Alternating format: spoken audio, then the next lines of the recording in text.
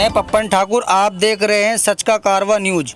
गाजियाबाद के साहिबाद क्षेत्र से रहे विधायक अमरपाल शर्मा ने बसपा को छोड़ सपा में शामिल हुए। अमरपाल शर्मा ने बताया, पहले शुरू से ही बहुजन समाज पार्टी 2012-2017 तक विधायक रहा हूं और बहन जी ने उस समय पार्टी से निष्कासित कर दिया जब चुनाव में 4 दिन बचे थे और जनता का कहना था कि आप चुनाव लड़ें। ये सीट कांग्रेस के खाते में थी और अमरपाल जी ने कांग्रेस से समझौता कर चुनाव लड़ लिया। आइए सुनते हैं अमरपाल जी की बीते हुए पलों की दास्तां। आज वे जनता से अपनी बात को बताना चाहते हैं। आप देख रहे हैं सच का कारवा न्यूज।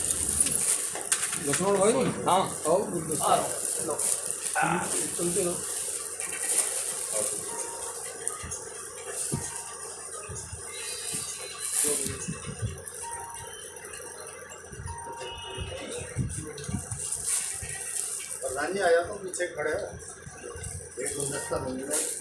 हाँ हो गया।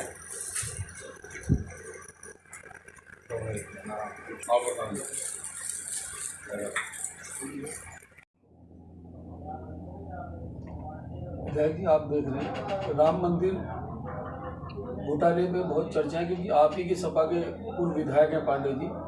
उन्होंने ही आरोप लगाया है कि मंदिर में 16.5 करोड़ का घोटाला हुआ है। उस पर क्या कहना आप चाहेंगे? देखिए, जहाँ तक घोटाले की बात माननीय विधायक जी ने कहा है तो उनके पास साक्ष्य हैं। वो टीवी के माध्यम से ही, जैसे आप बता रहे हैं, इसी माध्यम से मुझे जानकारी है। ना तो मेरे पास कोई साक्ष्य हैं और ना ही मुझे कोई इस बारे में बहुत ज़्यादा जानकारी है। सब जानकारी आप भाइयों के द्वारा, मीडिया के द्वारा है। तो अगर ऐसा कोई मामला तो सरकार को इसमें निष्पक्ष जांच करानी चाहिए।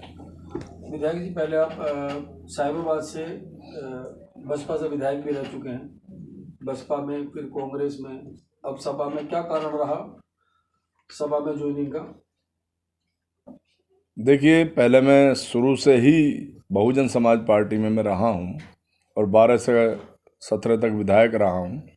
17 में बहन जी ने हमारा निष्कासन कर दिया और मजबूरन उस टाइम निष्कासन किया जब चुनाव में 4 दिन बचे थे और जनता का कहना था कि आप चुनाव लड़िए।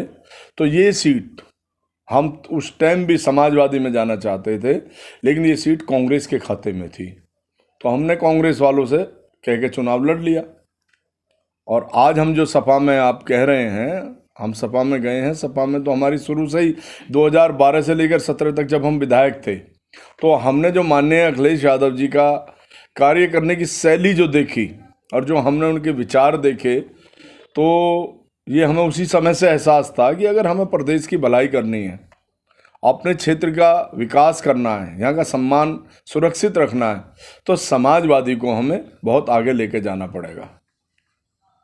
विधायक जी, आप देख रहे हैं कोरोना काल चल रहा है और नगर निगम 15% टैक्स बढ़ाने की तैयारी कर रहा है।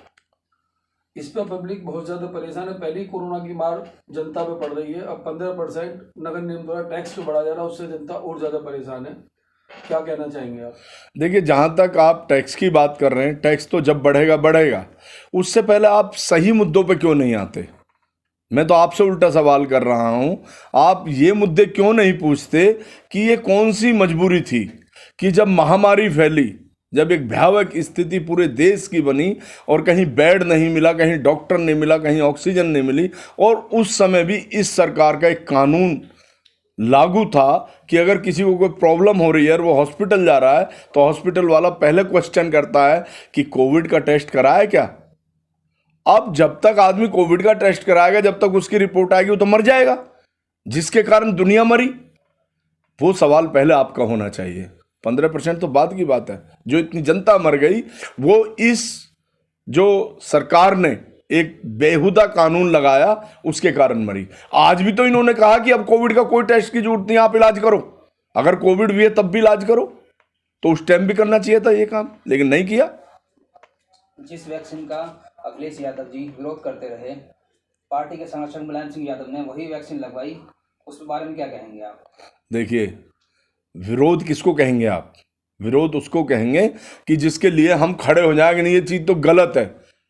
विरोध इस चीज़ का नहीं था। विरोध इस चीज का था कि आप वैक्सीन चिल्ला रहे हैं तो वैक्सीन को लाओ तो सही, जनता के बीच में लगाओ तो सही भाई। खाली कहे जा रहे हो तो उससे क्या मतलब है?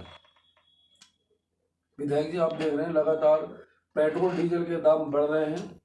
रसोई गैस की सरकार ने सब्सिडी समाप्त कर दी है। परिवार कोरोना काल में बहुत ज़्यादा परेशान है और उसमें बढ़ोतरी हो रही है। उस पर क्या आप कहना चाहेंगे? देखिए, मैं यही कहना चाहूँगा, ये सरकार जब से केंद्र में आई है, प्रदेश में आई है, पूरी जनता त्रस्त है। यहाँ पे चारों तरफ लूट मची हुई है और जनता, यहाँ तक स्थिति है जनता की कि जब उनके घर में किसी की डेथ हो गई तो उन्हें जलाने के लिए लकड़ी भी नहीं मिली। ये बड़ी भयावह स्थिति है और इस सरकार के बारे में क्या कहा जाए। ये सरकार सिर्फ झूठ बोलने के लिए बनी हुई है। झूठ जितने मर्जी बुलवा लो, ज़मीन पे कोई इनका कार्य नहीं है।